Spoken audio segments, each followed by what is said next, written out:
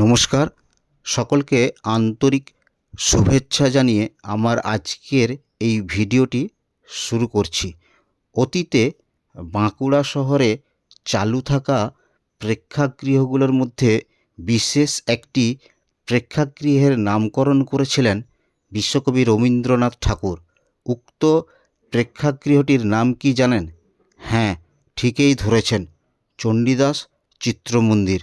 অতীতে বাঁকুড়া শহরে তখন 4টি এবং শহর সংলগ্ন বিঘ্না পঞ্চায়েতের কেশিয়াকুল এলাকায় বিশ্বকর্মা ও কুসুম নামে আরও 2টি হল ছিল। বাঁকুড়া পুর শহরের 4টি প্রেক্ষাগৃহের মধ্যে বীণাপাণি ও চণ্ডীদাসের পথ চলা শুরু হয় দেশ স্বাধীন হওয়ার আগেই, বাকিগুলো চালু হয় স্বাধীন দেশে। এরপর আসি চণ্ডীদাস চিত্রমন্দিরের নামকরণের ইতিহাস নিয়ে। জনপ্রিয়তার পাশাপাশি যথেষ্ট গ্ল্যামার ছিল চণ্ডীদাস হলের স্থাপত্যও নজর কাড়ত সকলের। এই প্রেক্ষাগৃহের সঙ্গে জড়িয়ে রয়েছে রবীন্দ্রনাথ ঠাকুরের স্মৃতি। সময়টা 1940। রামকিঙ্কর বেজের আমন্ত্রণে দিন তিনেকের জন্য বাঁকুড়ায় এসেছিলেন কবিগুরু রবীন্দ্রনাথ ঠাকুর। 1 থেকে 3রা মার্চ তিনি জেলাশাসকের বাংলো হিল হাউসে ছিলেন। জীবন সায়াহ্নে সেটাই ছিল কবির প্রথম ও শেষ বাঁকুড়া সফর।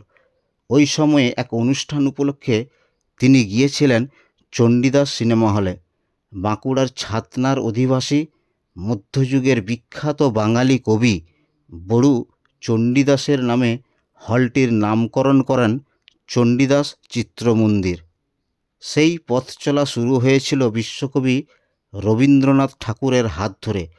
প্রায় 8 দশক জুড়ে অগণিত দর্শকের মনোরঞ্জন করেছে এই সিনেমা হল। ইন্দো ইসলামিক স্থাপত্য শিল্পের অনন্য নিদর্শন হিসেবেও চণ্ডীদাস চিত্রমন্দির ভবন মানুষের চোখ জুড়িয়েছে। নির্বাক ছবির যুগে জন্ম, ক্রমশ চণ্ডীদাসের কল্যাণে বাংলা সিনেমা স্বর্ণযুগের শরিক হয়েছেন বাঁকুড়াবাসী। ম্যাটিনি, ইভিনিং, নাইট শো অথবা হাউসফুল শব্দে তখন সিনেমা হল চত্বর মুখরিত থাকত। হাফ টাইমে বাদাম, চানাচুর, সিঙ্গাড়া ও চাওয়ালাদের হাঁক ডাকে হলের ভিতর গমগম করত। প্রায় 8 দশক ধরে অগণিত দর্শকের মনোরঞ্জন করেছে এই চণ্ডীদাস চিত্রমন্দির। প্রেক্ষাগৃহটি বারবার দেখেছে হাউসফুল বোর্ড। অনেক সময় অনেক সিনেমাপ্রেমী মানুষকে টিকিট না পেয়ে হতাশ হয়ে বাড়ি ফিরে আসতে হয়েছে।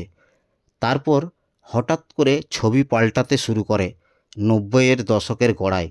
বাঁকুড়া শহর ও শহর সংলগ্ন এলাকার 6টি সিনেমা হলের ঝাঁপ বন্ধ হয়ে যায়। চণ্ডীদাস হলে তালা পড়ে 2018 সালের 1 নভেম্বর। 1985 সালের পরে ভিডিও হল চালু হতে হলগুলির উপর প্রথম আঘাত নেমে আসে। দ্বিতীয় ধাক্কা বাড়ি বাড়ি কেবল কানেকশন। মানুষ বাড়িতে বসেই টিভিতে সিনেমা দেখা শুরু করলেন।